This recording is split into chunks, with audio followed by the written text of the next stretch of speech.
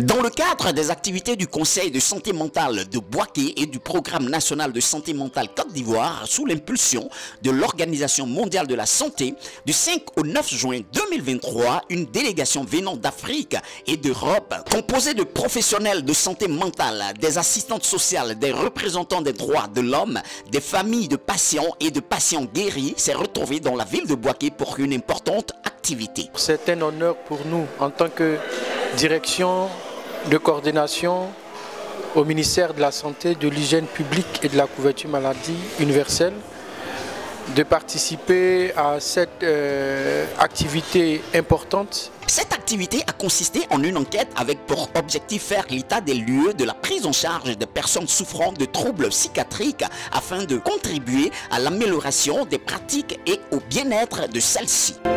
Rappelons qu'en 2021, il y eut une enquête SMPG dans la même ville de Bouaké. Et l'occasion de se retrouver en cette année 2023 a permis aux enquêteurs de faire la restitution de cette enquête dans les locaux de la mairie de Bouaké. Ce, en présence des autorités municipales, dont le maire, M. Nicolas Djibo, la maire adjointe en charge de la santé et du social, et bien d'autres personnalités. L'enquête de la santé mentale en population générale à Bouaké a montré qu'il y avait environ 24% des personnes qui avaient des troubles psychiques, surtout de l'anxiété et de la dépression.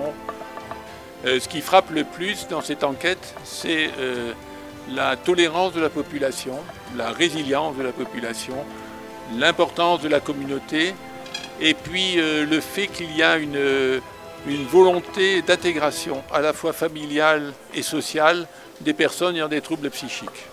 Alors cette enquête est assez extraordinaire parce qu'elle montre que la plupart des recours sont des recours, quand on est malade, vers la famille, vers les relations, la plupart des recours, vers la religion aussi, et aussi vers la médecine générale.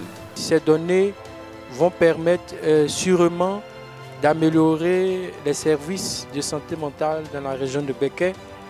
Et le fait que cette restitution ait eu lieu à la salle de réunion de la mairie de Bouaké montre l'engagement des autorités municipales à faire de la santé mentale des communautés, des administrés de Bouaké une priorité de leur politique publique, de leur politique de santé de la ville.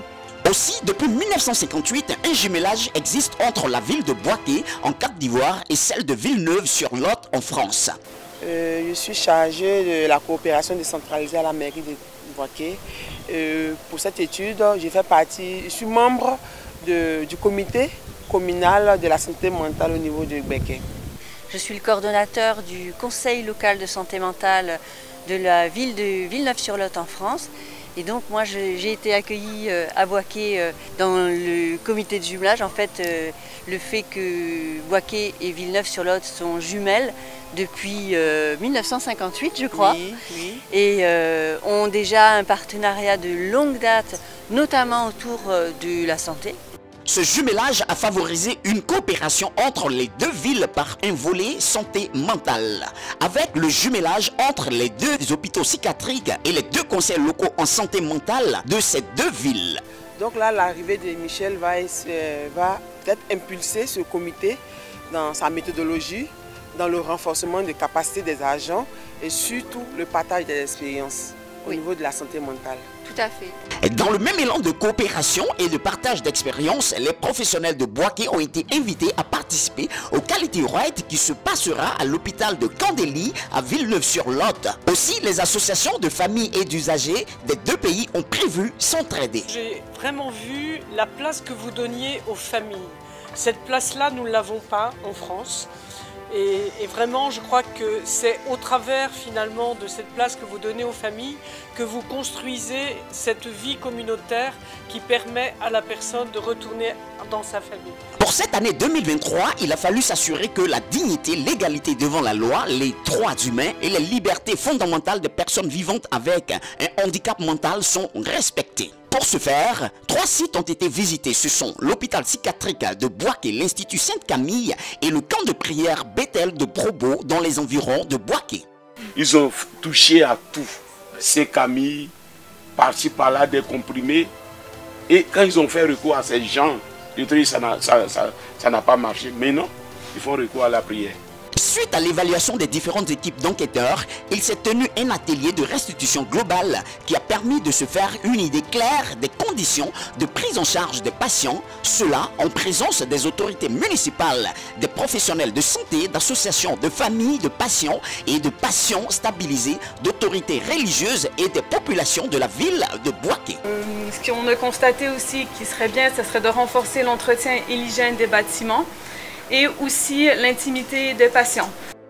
Au sorti de cet atelier, il a été retenu que pour une amélioration des conditions de prise en charge et d'hébergement des patients, une collaboration serait nécessaire entre les centres de santé mentale dits conventionnels et ceux dits non conventionnels.